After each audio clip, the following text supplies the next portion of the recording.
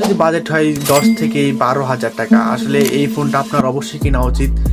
এই ফোনটাতে স্পেশাল অনেক ফিচার দেওয়া হয়েছে। এখানে আপনি 120 হার্জ রিফ্রেশ রেট হিসেবে পেয়ে যাচ্ছেন এবং Helio G81 এর প্রসেসর। আসসালামু আলাইকুম এভরিওয়ান, আপনাদের সাথে রয়েছে আমি জাহিদ এবং আপনারা দেখছেন রিভিউজ ভিডিও। যারা আমার চ্যানেলটাকে এখন সাবস্ক্রাইব করেননি অবশ্যই সাবস্ক্রাইব করে দিয়ে পাশে থাকেন। তো চলুন শুরু করা যাক। এই ফোনটা হচ্ছে Helio 45, যার ভেরিয়েন্ট হচ্ছে 6128 এবং দাম হচ্ছে 11,999 টাকা। আমরা এই ফোনটার সর্বপ্রথম যদি প্রসেসর কথা বলি, প্রসেসর হিসেবে পেয়ে যাবো মিডিয়াটেক Helio G81, যে খুব ভালো একটা প্রসেসর। এই প্রাইস পয়েন্টে এসে এত ভালো একটা প্রসেসর পাওয়া খুবই একটা বড় একটি ব্যাপার। এই সাধারণত Helio 81 প্রসেসরগুলো আমরা দেখতে পাই 15K কিংবা 16K বাজেটে।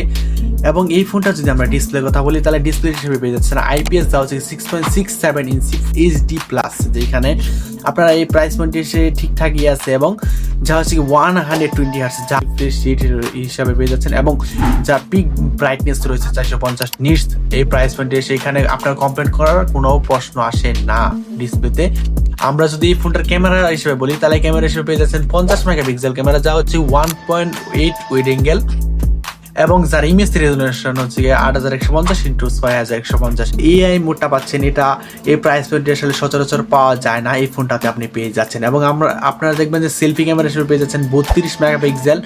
এবং ভিডিও রেকর্ডিংয়ের কথা যদি বলেন তাহলে ভিডিও রেকর্ডিংও আপনারা ফুল HD+ এবং HD+ করতে পারবেন। আগে আমরা একটা মোবাইল রিভিউ করছিলাম যা হচ্ছে Redmi 30C 40C, এগুলোতে আমরা HD+ ভিডিও রেকর্ডিং করতে পারলাম, কিন্তু আজকে এই 12K বাজেটেও আমরা ফুল HD+ আমরা ভিডিও রেকর্ডিং করতে পারছি। এটা আমরা যদি এই ফোনটার ব্যাটারির কথা বলি, আমরা ব্যাটারি হিসেবে পেয়ে যাচ্ছি 5000 mAh এর ব্যাটারি, যা হচ্ছে 18 ওয়াটের চার্জার। এটাও আমরা যদি ব্যাকআপের কথা বলেন তাহলে আপনারা একদিন অনায়াসে চালিয়ে নিতে পারবেন। ব্যাটারি ব্যাকআপ খুব ভালো, যা লিথিয়াম পলিমার দিয়ে তৈরি।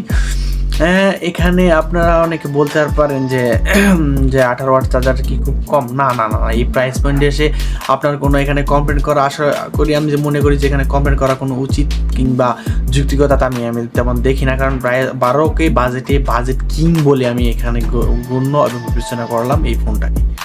তো ভিডিওটা যদি ভালো লাগে থাকে অবশ্যই চ্যানেলটাকে সাবস্ক্রাইব করে পাশে থাকবেন।